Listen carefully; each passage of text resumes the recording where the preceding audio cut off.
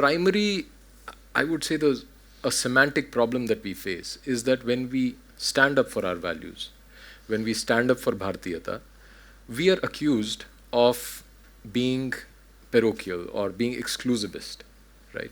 How do we deal with this problem? And I throw it open to the panel. Anyone can pitch in. Irony or the farcical nature of this charge is evident from the fact that we who've embraced whoever came to this land and made them our own, be they tiny persecuted minorities like Parsis or Baha'is or Tibetans in recent years, or Jews, persecuted everywhere else in the world, but no history of persecution in India.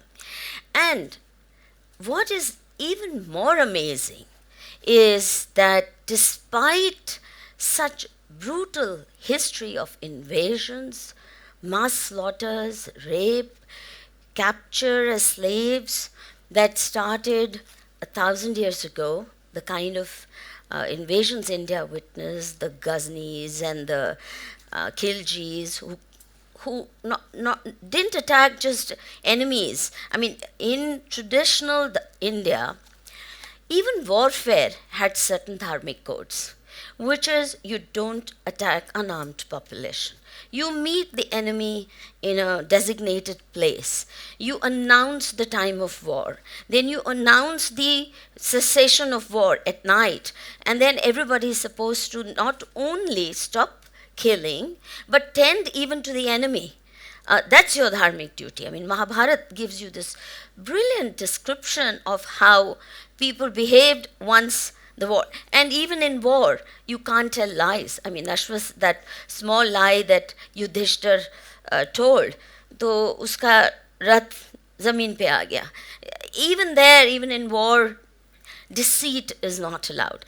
And then we come confronted with a civilization, or I don't know, with people who not only don't understand dharma and the core values of this civilization, but come with the mandate of destroying it. The infidels are to be slaughtered. Their women are to be captured as sex slaves, sold in the markets, in Arab markets. And their temples, their sacred most shrines must be. That's their religion. That's their mazhab. It says you must do it. And because these are the commandments that they have to obey, they do it with total conviction. So the most sacred shrines of India is exactly where they come and build mosques. And then, of course, Christians, when they come later as colonialists, have a different history. You've written about the Spanish, the Portuguese Inquisition, and much else happens. Now, the point that I would like to emphasize is that one of the biggest weaknesses of our dharmic civilization is that we fail to understand that our chanting Allah Ishwar Tero Naam or Sarva Dharma Sambhav is true for people who believe in Dharma. But if you don't believe in it, and if you think your job, if you come to believe and actually believe with militancy, that your job is to destroy those who don't follow your commandments or the commandments of your prophet, are deserve death and worse, then how do you know? And I want to tell you a story which had a very deep effect on my life and made me a rather soppy, sentimental human rights activist who believed in unconditional acceptance, never retaliating. My mother used to, as a little child, tell me this story. If ever I got angry with somebody, she'd tell me this very famous common story about this Mahatma and the Bichu. The Mahatma ji is bathing in a river, and a Bichu, a scorpion, comes and stings him. And he automatically, it hurts, and he throws the Bichu in the water. And the scorpion starts drowning. The Mahatma rescues him, and the moment he rescues, the Bichu stings again. And Mahatma again, one spontaneous reaction is to throw, and then again, as the Bichu starts drowning, he rescues.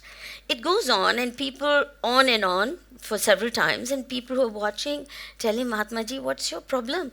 Can't you see that he won't stop biting you, no matter how many times you show compassion? And his answer was, if Bichu, a mere Bichu, his dharma is to bite.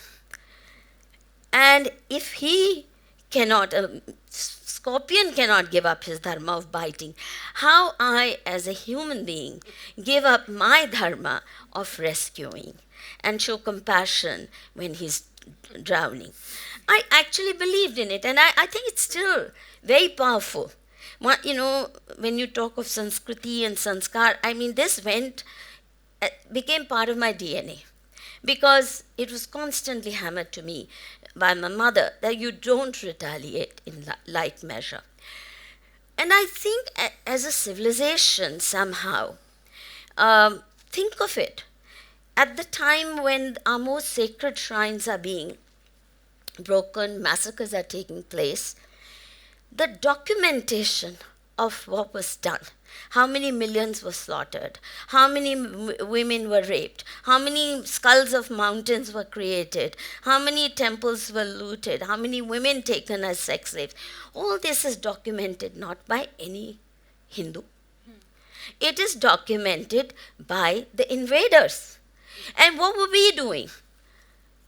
Ishwar Allah Teru Naam, Sabko Sammati De Bhagwan, Sarvadharv Sambhav, the Bhakti movement. Now, it did succeed in some measure. If you look at the Bhakti movement, which starts 6th century to 17th century, its character changes considerably during the time of Islamic invasions. 6th century, there is no enemy. Nobody is attacking. So it's a statement of or exploration of relationship to the divine. But by the time you come to the medieval period, you not only have the Sikh gurus, some of who at least take the sword and feel dharma raksha through means, whatever means necessary. But otherwise, the rest of it is Kabir, Nanak, and countless bhaktas, Namdev from Maharashtra. They're trying to build bridges of communication and trying to convince that, you know, you call the divine by one name, we call by another, but essentially we are children of the same divine power. And in some ways, if there's any place in the world where Islam got tamed a little bit, and that's where the part of the Sufi movement, not all Sufis were, by the way, went that way. Many accompanied the sword and were there for conversions, but some part. Now, the point that I'm trying to make is we don't learn. I mean, is it Gauri who invades 17 times? Goes all the way repeatedly to Somnath? 17 times. And we don't think of saying enough is enough, we have to stop right there. And we still keep embracing. I mean, what is the message of the gurus?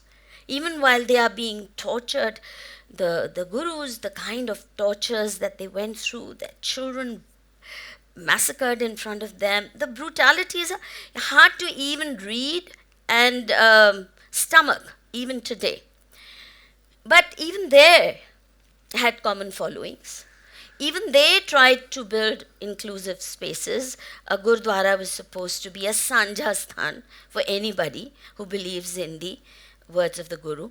And there's no sense of hatred, no sense of otherness, and there's no sense, at the most self-defense. And it's interesting that in none of the Hindu kingdoms that survived the Mughal rule, you don't have retaliatory violence. Absolutely. We don't massacre Muslim citizens where they are in a minority. And the same thing then, culminates in the partition of India.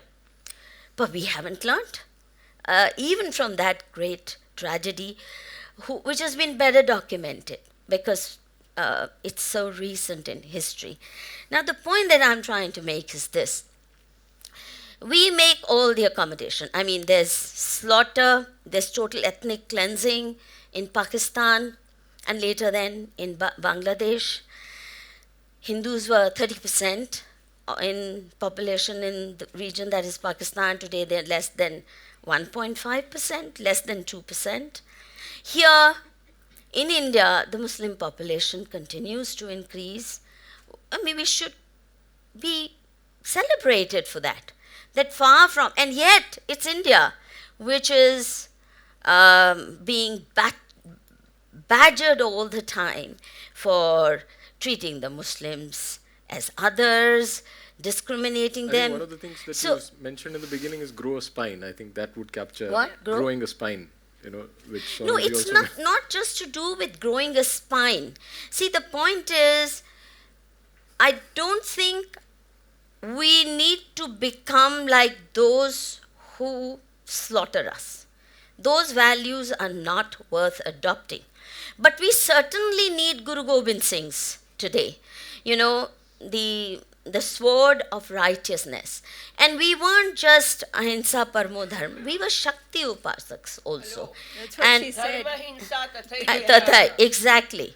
Exactly. I don't believe in ahimsa paramo dharma, sorry. No, that could be under certain circumstances, but incomplete without the second. Incomplete without the second. When and where required to uphold dharma, which includes survival of your own people, then it must be taken. And this guilt trapping, I think, has really destroyed the self-respect of Hindus. And there's a whole mafia, international mafia, which has made it its full-time business to guilt trap us into hating ourselves and to buying the image they wish to project as a land of God knows atrocities, as a land of May I interject a little bit? crushing minorities and Just one thing, that the quantum and nature of retaliation, as you say, that we are not like them. I say, Chanakya says, Shatham prati shathyam kuryat. If somebody is a Shatha, wicked person, evil, you have to retaliate, you have to make them understand in the language they understand. And this is Chanakya. And I think Krishna was a super Chanakya. Absolutely. Krishna was a super Chanakya. He just says, pick up your Gandiv. Come on. Don't be a bloody coward. So, kayarta, cowardice, is not dharma. Swadharme nidhano shreyaha paradharmo bhayavaha. I prefer to die holding my own. swadharma. I will never accept your paradharma. It doesn't suit me. Namaste. We hope you enjoyed this Chitti Media content. Please remember to subscribe to us and switch on the notifications for this channel. For our other social media links, more content, and to support our work, please visit citti.net. Dhanyavad. Namaskar.